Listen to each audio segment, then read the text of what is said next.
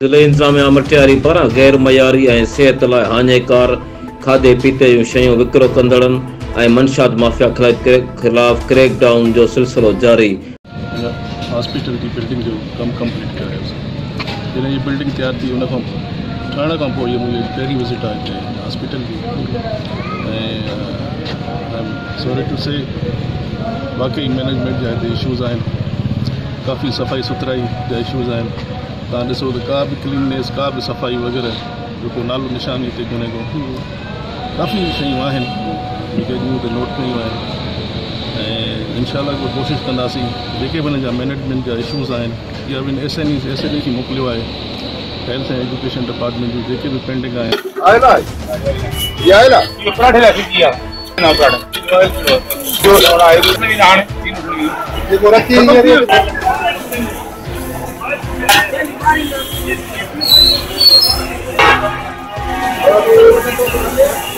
Deputy commissioner Matiari Parvez Ahmed Baloch जी सरबराही में revenue, सिहत, live stock ऐं वेटनरी खाते जे अमलदारनि न्यू सैदाबाद शहर ऐं नेशनल हाईवे ते होटलुनि, दुकाननि, मेडिकल स्टोरनि, कोस घरनि, पकोड़नि ऐं गाॾे ते ॿियूं खाधे पीते जूं शयूं विकिरो कंदड़नि ते छापा हणी खेनि वार्निंग जारी कई ऐं न्यू सैदाबाद में सिहत लाइ हाञेकार खाधे पीते जूं शयूं विकिरो कंदड़नि होटल मालिकनि ते 50,000 रुपया ॾंढ मरण खां सवाइ 3 ॼणनि खे गिरफ़्तार पिणु कयो वियो।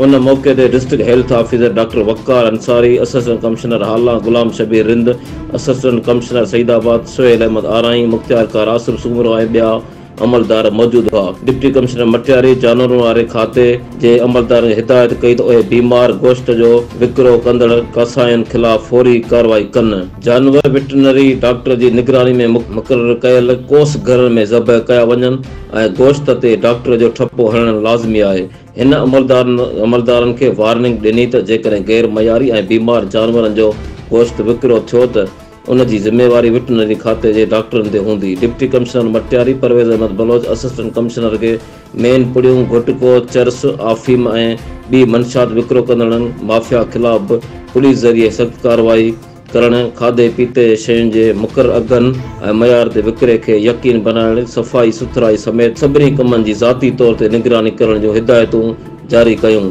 हिन ऑफिसरनि ते वाज़े कयो त किथे बि का रुकावट या को मसइलो पेश अचे त फौरी तौर ते साणुस राब्तो कयो वञे। Deputy commissioner Matiari new Saidabad में तेलका अस्पताल, मखदूम मोहम्मद ज़मा तालिबुल मौला ऑडिटोरियम, शहीद बेनज़ीर भुट्टो पब्लिक लाइब्रेरी, सूर्य बादशाह पब्लिक पार्क न्यू सैदाबाद ऐं ॿियनि हंधनि जो तफ़सीली दौरो करे टाउन इंतज़ामिया खे सफ़ाई सुथराई लाइ जोगा इंतज़ाम करण जूं हिदायतूं पिणु जारी कयूं। वाकई मैनेजमेंट जा हिते इशूज़ आहिनि, काफ़ी सफ़ाई सुथराई जा इशूज़ आहिनि। तव्हां ॾिसो त का बि क्लीननेस, का बि सफ़ाई वग़ैरह जो को नालो निशानी हिते कोन्हे को। काफ़ी शयूं आहिनि जेके अॼु मूं नोट कयूं आहिनि ऐं इंशाअल्लाह को कोशिशि कंदासीं जेके बि हिन जा मैनेजमेंट जा इशूज़ आहिनि या बि एस एन ईज़ लाइ त असां लिखी मोकिलियो आहे।